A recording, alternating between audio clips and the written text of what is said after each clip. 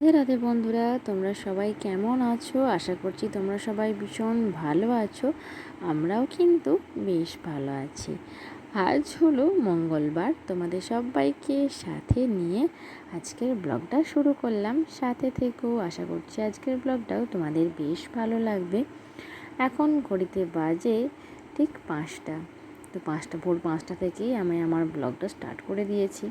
তখন তো দেখতেই পেলে বাইরেটা বেশ ভালোই অন্ধকার মতো আছে। তো আজকে ভেবেছি যে আজকে তো বছরের শেষ দিন, মানে বাংলা বছরের শেষ দিন, কালকে পয়লা বৈশাখ, তো নতুন বছর শুরু। তো আজকে একটু আমার রুমটা ডিপ ক্লিনিং করব। তো অনেক দিন হলো রুমটা ডিপ ক্লিনিং করার একদম সময় পাইনি, জানো তো। তো তার আগে কি বলো তো, যে বাড়ির বাসি কাজগুলো আগে সেরে নিই। তো সেই জন্য ঝাঁটপাটটা দিতে শুরু করে দিয়েছি। তো একটু বাদই মেয়ে স্যার পড়াতে আসবে 6টার সময়। আর ওরা তো প্রতিদিনের মতো আজকেও মর্নিং ওয়াকে বেরিয়ে গেছে। তো ছেলেদিকে কিন্তু ঘুমাচ্ছে। তো আমি আমার কাজগুলো ততক্ষণ সেরে নিচ্ছি। তো ঘুম থেকে উঠেই তো আগে ফ্রেশ হয়ে নিয়েছি। ফ্রেশ হয়ে নিয়ে ঠাকুর প্রণাম সেরে তারপর আজকের দিনটা আরম্ভ করেছি। তো এরপর দেখো, কাজ সারতে সারতে বাইরের দিকে কিন্তু আলো বেশ ফুটে এসেছে। তো ঝাঁটপাটা দিয়ে নিয়ে তারপর মোছামুছিগুলো সেরে নেব। তো এদিকে কি বলো তো, মানে রুমটা ডিপ ক্লিনিং করার আগে এই কাজগুলো সারছি, তার একটাই কারণ হলো ছেলে ঘুমাচ্ছে, কখন যে উঠবে তার তো কোনো ঠিক নাই। এক্ষুনিও উঠে পড়তে পারে বা এখনও 1 ঘন্টা ঘুমাতে পারে।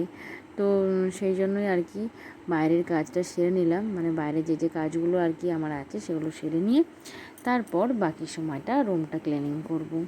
তো এদিকে মোছামুছি সেরে নিয়ে রুমের সামনের দিকটা ভালো করে পরিষ্কার করে জল দিয়ে ধুয়ে দিলাম। তারপর এই যে যে কাপড়গুলো ছিল, মানে কালকের যেগুলো ছিল কাপড়, সেগুলো কেচে নিয়েছিলাম। কেচে নিয়ে উঠানের মধ্যেই মেলে দিচ্ছি। তো এই দুটোর জন্য আর এখন সকালে ছাদে গেলাম না। আর তারপর আর একটা বিশেষ কারণ হচ্ছে, ছেলে তো ঘুমাচ্ছে, তো ছেলেকে দেখাশোনা করতে হবে। ছাদে গেলে ছেলে যদি উঠে পড়ে তাহলে খুব কান্না করবে বা পড়ে যাওয়ারও ভয় আছে। তো সেই জন্য এখন উঠানের মধ্যেই মিলে দিলাম। আর তারপর বাদবাকি কাজগুলো আমার মোটামুটি সারা হয়ে গেছে। তো তোমাদের দাদাভাই আর মেয়ের গরম জল, মুড়ি সব রেডি করে টেবিলের মধ্যে রেখে দিয়েছি। ড্রাই ফ্রুটস সব রেখে দিয়েছি। আর আজকে হচ্ছে মঙ্গলবার, মানে চৈত্র মাসে যে 30শে মাস শেষ হচ্ছে সমান মাসের মঙ্গলবার। তো আজকে মঙ্গলচণ্ডীর বারটাও আজকে করেছি। তো সেই জন্য আমি আর কিছু খাবো না। তো সকালে 1 গ্লাস ওই খালি পেটে জল খেয়ে আর ছাতু শরবত খেয়ে নিয়েছি, আর কিছু খাবো না। তো তারপরে যে রুমটা ক্লিনিং করতে আরম্ভ করে দিয়েছি। তো কী বলো তো, অনেক দিন সময়ের অভাবে না মাসে বা সপ্তাহে একদিন করে ডিপ ক্লিনিং করলে খুবই ভালো হয়, কিন্তু সময়ের জন্য একদম করে উঠতে পারি না। এই এত দুরন্ত ছটফটে ছেলে, তো ওকে সামলে বাড়িঘর পরিষ্কার রাখাটা খুবই টাফ মানে ব্যাপার হয়ে যাচ্ছে। তো ওইদিকে তো রাতের দিকে যে একটু পরিষ্কার পরিচ্ছন্ন করব, রাতের দিকেও ছেলে ঘুমাতে প্রায় 9টা সাড়ে 9টা বেজে যায়। তো তারপর আর মনে হয় না যে একটু ডিপ ক্লিনিং করি। তো যাই হোক, প্রথমে ভালো করে রুমের চারিপাশটা ঝেড়ে নিলাম। ঝেড়ে নিয়ে আলমারির যে ওপরের দিকটা থেকে শুরু করেছি, কেননা এদিকে তো নাইট ল্যাম্পটা সারা রাত জ্বলে। তো এখানে যত পোকামাকড় সব এখানে পড়েছে, জানো তো। তো পুতুলগুলো নামিয়ে নিয়ে ভালো করে তোয়ালেটা বাইরের দিকে ঝেড়ে দিয়ে চলে এলাম। তারপর এখানটা আর কি পুতুলগুলো সাজিয়ে দিচ্ছি।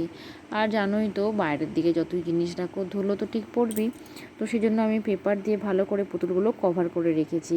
তো পেপারগুলো একটু পরিষ্কার করে ঝেড়ে দিলেই পুতুলগুলো ঠিক পরিষ্কার থাকে। এবং বছরে একবার কি দুবার করে পেপারগুলো একটু পাল্টে দিই, তাহলেই হয়ে যায় আর কি।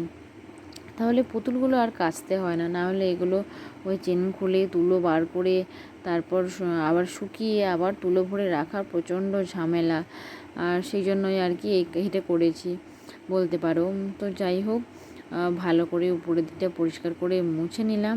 তো মোটামুটি আমার বাগানো হয়ে গেল। বাদ বাকি যে জিনিসগুলো ছিল সেগুলো রেখে দিয়ে এদিকে আলমারিটা একটু কলিন দিয়ে পরিষ্কার করে মুছে দিচ্ছি। তো যতই ঝাড়াঝুড়ি হোক বা অন্য কাজ হোক, নোংরা তো ঠিক হবেই।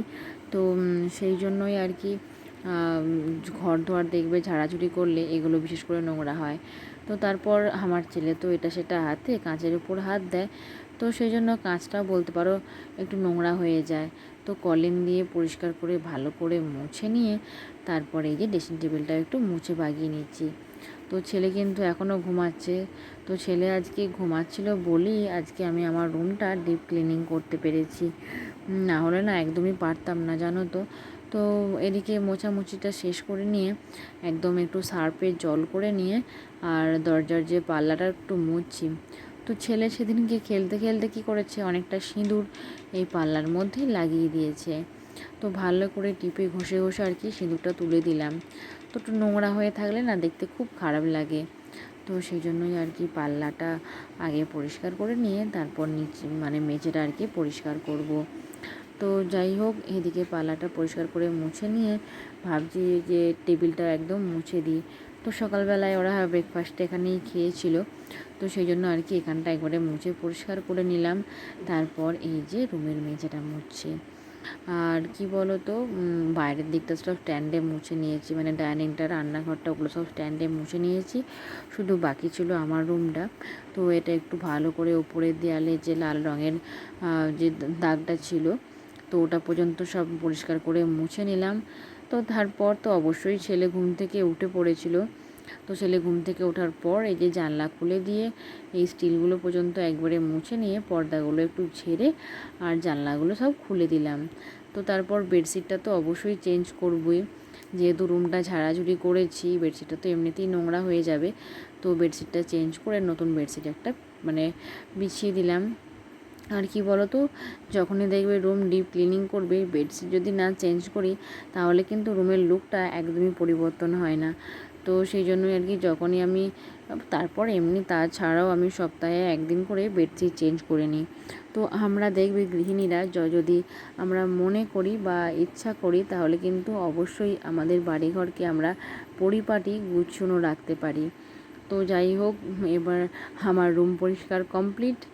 আর আজকে মানে জলখাবারের জন্য বানাচ্ছি হচ্ছে খোলা শুদ্ধ যে গোল গোল আলুগুলো হয় ছোট ছোট, তো সেগুলো ছোট্ট ছোট্ট করে গোল গোল চাকার মতো কেটে আর ভাজা।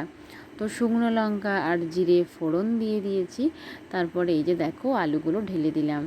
তো একটু ভালো করে তেল দিয়ে নাড়াচাড়া করে এরপর নুন আর হলুদ দিয়ে ভাজতে দিয়ে দেবো। তো আজকে এই সমান মাসের মঙ্গলবারটা কম বেশি সবাই করে। তো আমার যে বন্ধুরা আমার ব্লগ আজকে দেখছো, তারা কিন্তু অবশ্যই কমেন্ট করে আমাকে বলো যে তোমরা কে কে এই মঙ্গলচণ্ডীর বারটা করেছো। তো এটা কি বলো তো, যাদের ওই জয়মঙ্গলের বারটা না থাকে তারাও করে, কেননা বছরের এই যে সমান মাসের মঙ্গলবারটা এটা বেশিরভাগ পাওয়া যায় না। তো এই ভিজিয়ে খাওয়ার নিয়ম। তো অনেকে দুপুরের দিকে চিড়ে খায়, ভিজিয়ে মুড়িও খায়, আর আমরা এই জলখাবেলার দিকেও মুড়ি খাই। তো পুজো করানো হয়েছে, তো পুজো করানোর প্রসাদ খেয়ে স্নান টান সেরে তারপর আর কি খাওয়া দাওয়া হবে। আর সকালে সেই ছাতু শরবত খেয়েছি। তো জলখাবারটা বানিয়ে নিই, তারপর বাদবাকি যে কাজগুলো আছে ওই গরুকে খেতে দেওয়া, আজকে গরু মানে গরুগুলোকে স্নান তোমাদের দাদা ভাই আর কি করিয়ে দিয়ে গেছে, তারপর পায়রাগুলোকেও খেতে দিয়ে গেছে। তো এই জলখাবারের আলু ভাজাটা বানিয়ে নিয়ে তারপর আর কি স্নান টান করবো। তো এদিকে স্নান করার আগে কাচাকুচিগুলোও সেরে নিয়েছি। আর এদিকে দেখো ছাদে মিলতেও চলে এসেছি। আর ছাদে কিন্তু প্রচণ্ড রোদ ছিল, জানো তো। তো এখন তো এত ছাদের রোদ হচ্ছে, আর এই মানে সানটা এত তেতে যাচ্ছে, পাগুলো পুরো গরম হয়ে যাচ্ছে।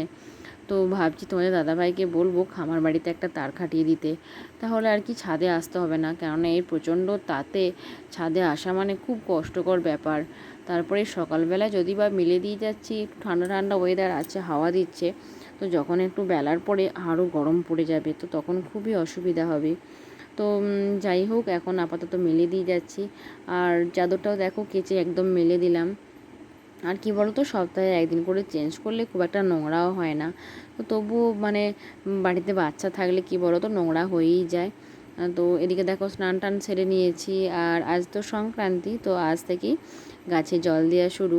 তো তুলসী মন্দিরে এভাবে আম দিয়ে, মানে আমের উপর সিঁদুর আর হলুদের 5টা করে ফোঁটা দিয়ে তুলসী গাছের গোড়ায় দিয়ে, আর তুলসী গাছেও মানে তুলসী বেদিতেও আর কি 5টা করে সিঁদুর আর হলুদের ফোঁটা দিয়ে, আর তুলসী গাছের গোড়ায় মিষ্টি ফল, জল, ফুল সব রকম দিয়ে ওই যে ঘট বাঁধা আছে, তো তোমাদের দাদাভাই সকালবেলায় এই ঘরটা বাঁধলো আর কি, দুদিকে দুটো বাঁশ দিয়ে আর ঘরটা বেঁধে দিয়েছে। তো ওটা থেকে ফোঁটা ফোঁটা করে জল তুলসী যে গাছের গোড়া আছে সেখানে পড়বে।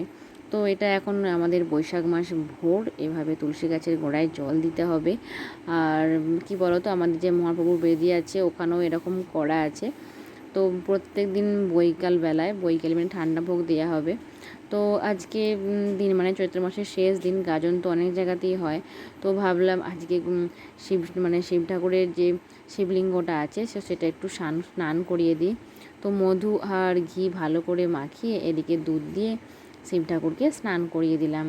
তো তারপর তো অবশ্যই গঙ্গা জল দিয়ে ধুতেই হবে। তারপর দেখো আমি ভালো করে শিবলিঙ্গটা মুছে এদিকে চন্দন গুলে আর বেলপাতা দিয়ে শিব ঠাকুরের পুজোটা সেরে নিলাম। আর বাড়ির পুজোটা বড় মাই করেছে। তো পুজো টুজো সেরে তারপর দুপুরের দিকে ডালিয়া বানিয়েছিলাম, ডালিয়া খেয়েছিলাম। তো সেটা তাড়াতাড়ির মধ্যে তোমাদের সাথে শেয়ার করা হয়নি। তো বিকালবেলা থেকে আবার ব্লগটা স্টার্ট করেছি।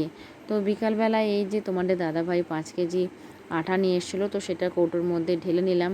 তো আজকে রাতে হচ্ছে কুমড়োর লুচি। তো কুমড়োকে সেদ্ধ করে ওই যে বড়মা মাখছিল, আর এদিকে দেখো আমি গরম গরম কুমড়োর লুচিগুলো ভেজে নিলাম। তো কি বলো তো, কুমড়োর লুচি কিন্তু খেতে খুব টেস্ট হয়। তো কুমড়োকে সেদ্ধ করে আটার সঙ্গে মেখে একটু ময়াম দিয়ে, নুন তো দিতেই হবে। তো এভাবে কিন্তু তোমরাও বানিয়ে দেখতে পারো। তো তারপর গোটা গোটা মানে আলু সেদ্ধ করে এভাবে মশলা দিয়ে মাখিয়ে গোটা আলুর দম আর কুমড়োর লুচি আজকে রাতের মেনু। তো যাই হোক, আমার আগের ব্লগে দিদিভাইয়ের একটি কমেন্ট তোমাদের সাথে শেয়ার করে নিই। তো আগের ব্লগে টেস্টি অফ বেঙ্গল থেকে দিদিভাই খুব সুন্দর একটি কমেন্ট করেছে। তো দিদিভাই তো আমার প্রতিদিন ভিডিও দেখে এবং সুন্দর সুন্দর কমেন্ট করে। তো দিদিভাই, আমার তরফ থেকে তোমার জন্য রইল অনেক অনেক ভালোবাসা। আজকে আমার আলুর দম রান্না কমপ্লিট হয়ে গেছে। তো আজকের ব্লগটা এখানেই শেষ করলাম, আবার দেখা হবে নেক্সট ব্লগে। রাধে রাধে। কী বলছো?